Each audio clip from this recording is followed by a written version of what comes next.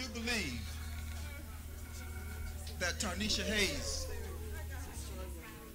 gave a perspective that was so powerful that it will not allow a man or a woman in here not to realize and recognize their God-given duty and responsibility to stand now with Pastor Rodgers and his veterans for restoration and reunification.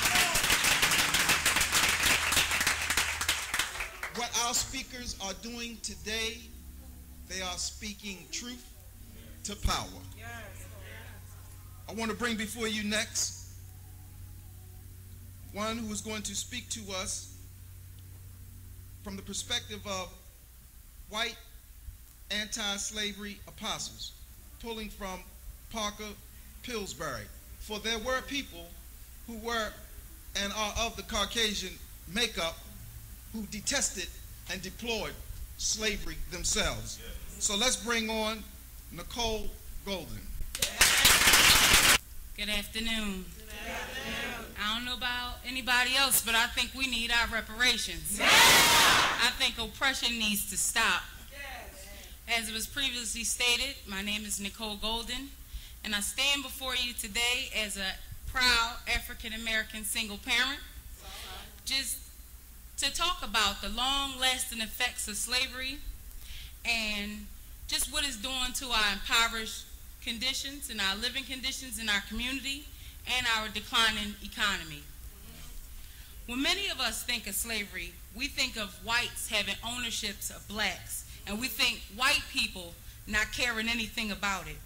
But what a number of us didn't know is there was a lot of good, honest, white American Christians on the battlefield for slavery.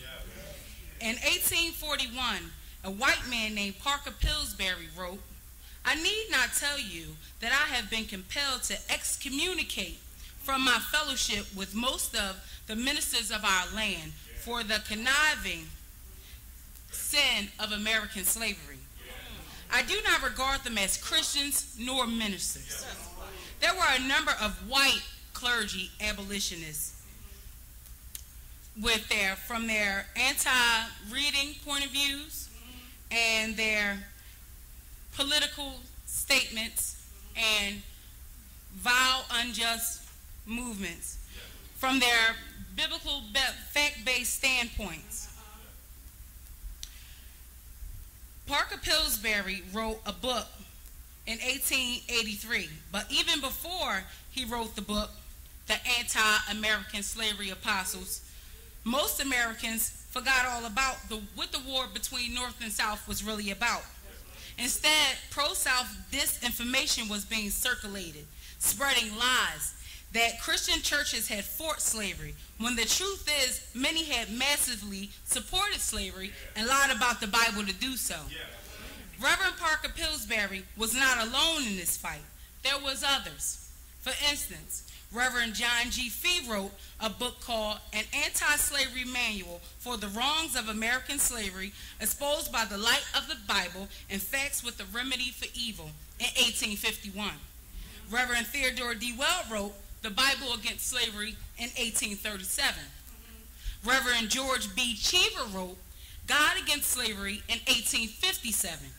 Reverend Stephen S. Foster wrote The Brotherhood of Thieves, or A True Picture of American Church and Clergy in 1843. They called them a brotherhood of thieves.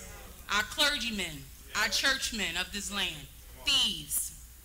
This list goes on and on. In that era, only pro-slave clergymen were allowed to advocate their positions. If any anti-white slavery clergymen spoke out, they were denounced as mixing religion and politics. Many of these men were threatened, assaulted, and even killed in cold blood. This is not about black and white. This is about truth. Not only blacks were afraid, it took courage for their own white men of God to speak out in public.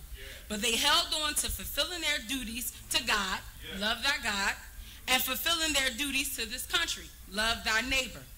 So many of these servants of the altar who have come forward in the past and who are coming forward now, like our very own Apostle Thomas L. Rodgers, to support our future, the future of our children and of our children's children. So don't let their hard fight go in vain, but instead let the great light shine, keep shining throughout all ages, and also let the brightness of their light diffuse throughout all history. My friends, let us support this great man of God and the vision God has shown him, so that it may cause great discomfort to our enemies in government, justice, and humanity, until they are all overcome.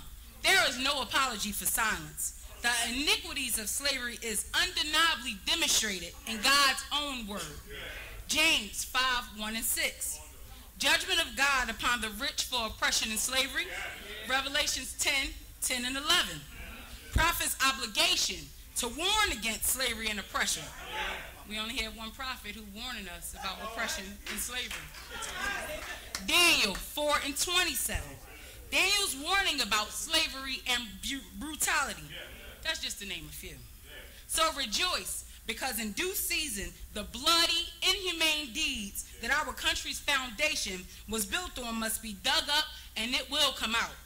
The sooner, the better. Righteousness must be a foundation of law, or law itself is just wickedness, and it is worse than chaos. Count up the cost to lay our future foundation on a solid rock, because careless labors of the past and in present are just going to keep withering away when the storms come. I stand in faith in the mighty name of our Lord Jesus Christ that all of these words will strengthen our hands in labor, our hearts with a deeper compassion, and our minds with a deeper understanding of this life-changing historical movement. So I encourage you, my brothers and sisters, to, on this day, choose to fight a good fight until the victory is won, or at least reparations are granted.